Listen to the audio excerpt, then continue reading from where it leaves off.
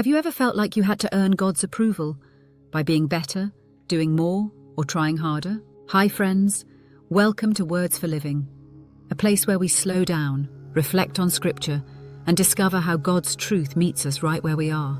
Today's passage speaks directly to the weight so many of us carry, the quiet belief that we have to earn God's love. If you're longing for rest instead of striving, you're in the right place.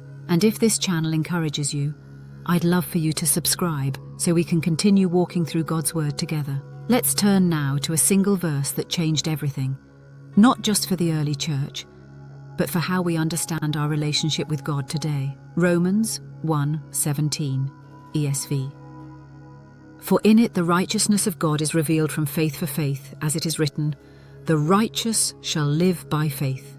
When Paul speaks of God's righteousness being revealed, he's pointing to something God actively makes known, not something we uncover through effort, but something he graciously shows us through the gospel. A core component of the gospel message is the righteousness of God. At its heart, God's righteousness means that he always acts rightly, faithfully, justly, and in perfect alignment with his holy nature. Romans chapter 1:17 introduces this theme as the foundation of everything Paul will unfold throughout the rest of his letter. This verse isn't a side note. It's the framework for understanding salvation itself. Paul understood the human condition deeply. Later in Romans, he would write that all have sinned and fall short of the glory of God. Romans 3:23. That statement levels the playing field. It doesn't single out the worst among us. It includes everyone. Sin creates a separation between humanity and a holy God, not because God is distant or uncaring, but because his righteousness cannot coexist with sin. The gap wasn't something we could bridge on our own. That's where the beauty of the gospel shines. God didn't lower his standards to accommodate our weakness. Instead, he sent Jesus to stand in our place. Through Christ's life, death, and resurrection, God remained fully righteous while making a way for us to be restored. This is why Paul says the righteousness of God is revealed in the gospel. It shows us who God is and how deeply he loves. But Paul is careful to clarify something crucial. This righteousness comes through faith. It is not earned. It is not achieved through moral performance, religious effort, or spiritual resume building. Faith is not a transaction. It is trust. It is placing our confidence not in what we do for God, but in what God has already done for us through Jesus. When Paul quotes, "The righteous shall live by faith," he isn't only talking about how salvation begins, he's describing how the Christian life continues. Faith is not something we outgrow. We don't start with faith and then move on to self-sufficiency. From beginning to end, the life of righteousness is lived by daily dependence on God. This truth speaks directly to the quiet pressure many believers feel, the pressure to prove their worthiness to God. We may never say it out loud, but we sometimes live as though God's love fluctuates based on our performance. When we're doing well spiritually, we feel close to him. When we stumble, we pull away in shame. Romans 1:17 gently corrects that thinking.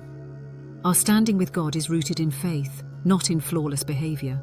God doesn't measure righteousness by outward success or spiritual productivity. He looks at the heart. He looks for faith, simple, sincere trust in Jesus. And when we come to him in faith, we are made new.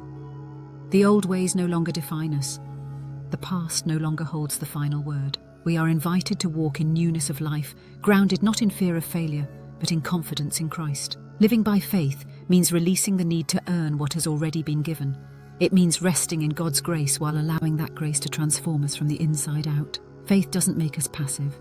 It makes us free. This verse matters because it lifts the burden of striving off our shoulders. God never intended for you to live under the weight of spiritual perfectionism. When you live by faith, obedience flows from love, not fear.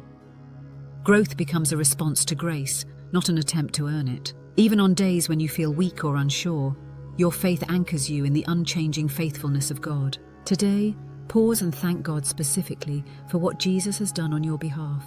When you notice yourself trying to earn God's approval, gently remind your heart that righteousness is received through faith, not effort. Choose one area of your life where you've been striving, relationships, decisions, or spiritual habits, and intentionally place it back in God's hands. Let trust replace pressure. Let's pray. Lord, thank you that I don't have to earn your love. Thank you for the righteousness revealed through Jesus, and for inviting me to live by faith.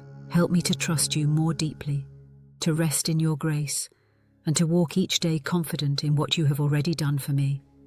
In Jesus' name, amen. Today's reminder is simple but life-changing. Righteousness begins and continues by faith. If this message encouraged you, consider sharing it with someone who needs freedom from striving. I'd love to hear your thoughts in the comments. And if you haven't already, subscribe to Words for Living for more daily encouragement rooted in God's Word. You are seen, you are loved, and you are held by grace.